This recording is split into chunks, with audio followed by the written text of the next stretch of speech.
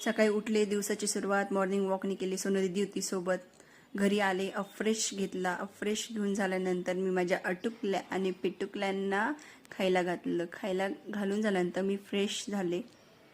त्यानंतर मी देवपूजा करायला बसले. आई काम करत होती म्हणून आज तिचं काम मीच केलं होतं. देवपूजा झाल्यानंतर मी जपमाळ करते. जपमाळ केली पूर्ण. जपमाळ करून झाल्यानंतर पप्पा आले, ते जप करायला बसले होते. पप्पांचं जप करत विचार करायला लागले की ह्यांना आज काय नाश्ता देऊ. दिवाळीचा फराळ खाऊन खूप बोर झालं होतं. मग विचार केला चितळ्यांचा खमंग असा ढोकळा करावा. ढोकळा सेट झाला होता. मग तो घेतला खाली आणि मग त्याला असे थोडेसे कट मारत.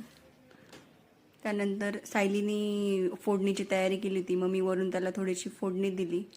हे करत असताना आमच्या नेमक्या खोत काकू आल्या होत्या. खोत काकूंसोबत बोलता बोलता सगळ्याजणी आपापल्या. सायली तर मोबाईलमध्ये एवढी बिझी होती, तिच्या नवऱ्यासोबत बोलत होते. मग आजी.